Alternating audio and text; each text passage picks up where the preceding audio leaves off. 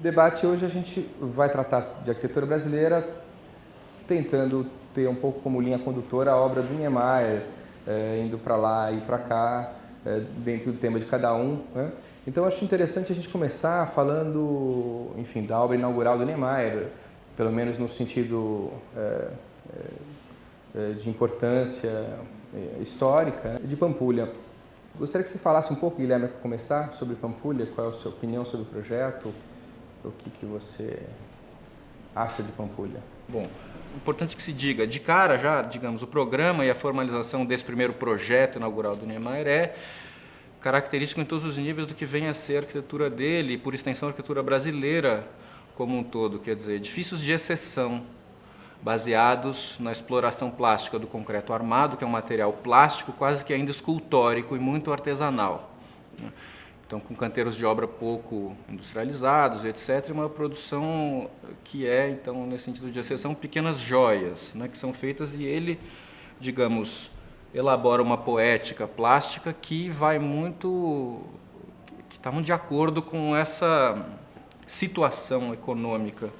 e técnica do país naquele momento. E social também um programa para a elite ligado à boemia, jogos, cassino, etc., né, ao redor de um lago artificial. Com isso ele faz, de fato, quase que não há contexto urbano ali, é uma paisagem, um lago, e cada edifício desenvolve plasticamente um tema. Num momento em que, digamos, a questão da monumentalidade ainda está colocada, mas de um modo bastante sutil, porque de fato são edifícios pequenos, aquilo tudo tem uma escala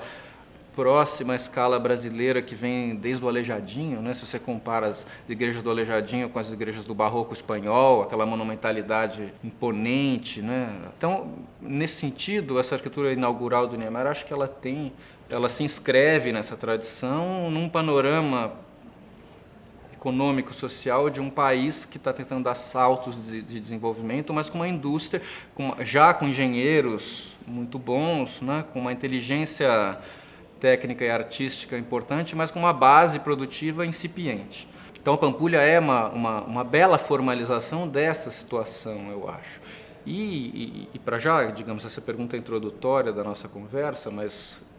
a partir disso, com isso, né, como diz o Mário Pedrosa, né, que eu acho que é uma passagem do Mário Pedrosa, o Mário Pedrosa é uma figura fundamental para essa discussão, porque é justamente o grande pensador que teve articulado uma discussão política e ideológica importante e alguém que pensou as artes e a arquitetura num mesmo prisma. E ele diz, enquanto que a arte brasileira modernista, não sei se ele diz bem assim, mas a ideia é essa, os artistas modernistas brasileiros eram nacionalistas, era uma arte com caráter muito local ainda. Então tinha o Portinari pintando o retirante com fome, né? Aquela coisa,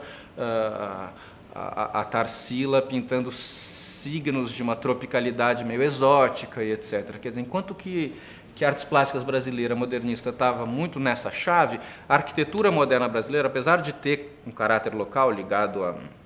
os jardins do Burle Marx, os próprios azulejos do Portinari, ou, enfim, materiais, treliça, questões climáticas e a curva, né? Mas a arquitetura brasileira que vem com o Niemeyer é prontamente identificada internacionalmente como signo da modernidade universal. Então, diz o Mário Pedrosa, quem esteve na vanguarda da estética moderna no Brasil foi a arquitetura. As outras artes vieram a reboque,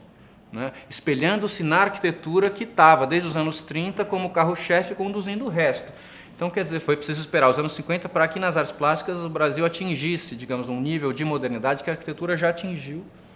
nos anos 30. Então, de certa forma, a arquitetura puxando esse desenvolvimento. E, para terminar essa primeira fala, com isso, eu acho que o Niemeyer talvez ao lado do João Gilberto, o maior artista brasileiro do século XX, porque justamente pela ressonância,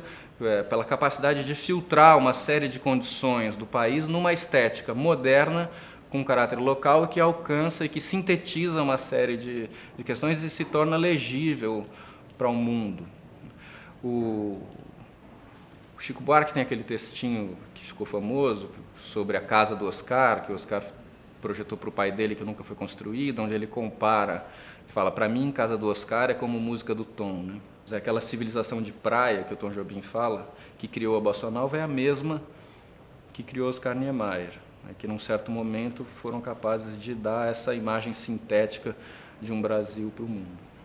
Agora, passando um pouco a bola para o Pedro, já provocando também o Guilherme, o pecado original de Pampulha, né, o fato dessa associação da arquitetura sempre com financiamento, sempre no caso do Niemeyer, com o governo, né, e da criação de um programa um pouco esdrúxulo, né, de uma capela junto com uma casa de baile, junto com um cassino e com um clube, meio que financiando um empreendimento imobiliário. O que você acha disso tudo, Pedro? Bom, as relações do Niemeyer com o poder já começam com Capanema e com o Ministério no Rio, né? E acho que eu ia fazer um comentário um pouquinho sobre o Ministério para depois a gente voltar à Pampulha, porque acho que o Ministério ele inaugura uma problemática do edifício na metrópole, né? Do edifício moderno, né? Que depois o Niemeyer vai um pouco renegar, né? Em nome das suas joias, das suas obras-primas, da sua plasticidade, da sua poética individual. Então o Copan, depois que é um sucessor do MEC também, né? Você vê como ele é uma obra que ele não reconhece, que eu acho que das grandes obras, das grandes lições do Niemeyer para a cidade moderna brasileira. Mas no MEC,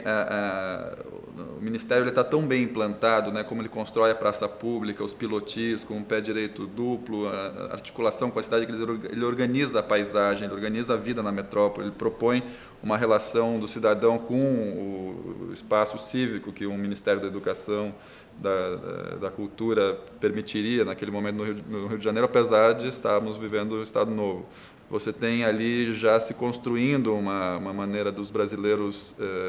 digerirem a arquitetura racionalista europeia, que ainda não era o caminho da poética plástica, das curvas, né, do Niemeyer. Eu acho um caminho mais sóbrio, para mim mais produtivo até do que depois a construção dos palácios, enfim, das joias da coroa que o Niemeyer tão bem fez, né? A gente tem um histórico da relação dos arquitetos no Brasil com o poder. Os grandes arquitetos brasileiros quase sempre estiveram em grandes encomendas públicas, né? É um momento, quer dizer, um país que se moderniza, um país que está construindo o seu território, seus espaços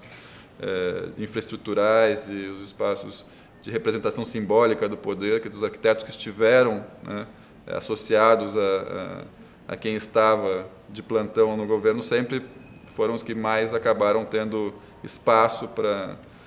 exibir os seus dotes como profissionais, né?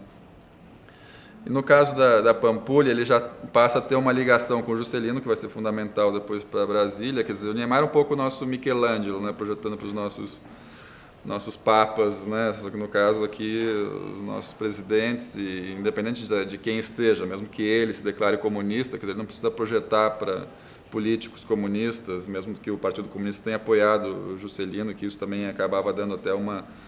sustentação para que o Niemeyer tomasse, então, essa aliança como algo até estratégico para o Partido Comunista e não apenas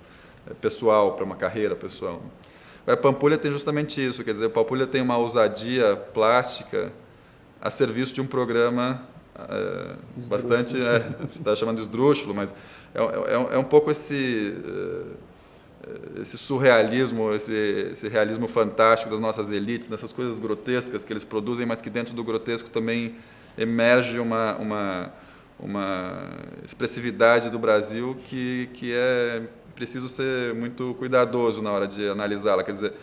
Pampulha, de fato, é uma das obras mestras do Niemeyer, uma das obras máximas da arquitetura brasileira, a serviço de uma elite mineira que já se consolida ali naquele momento como, né, já desde a República Velha, né, da política do café com leite, mas disposta a disputar mesmo os rumos do país, e que faz um programa que vai da igreja ao cassino, né, do iate, do esporte à casa de baile, enfim,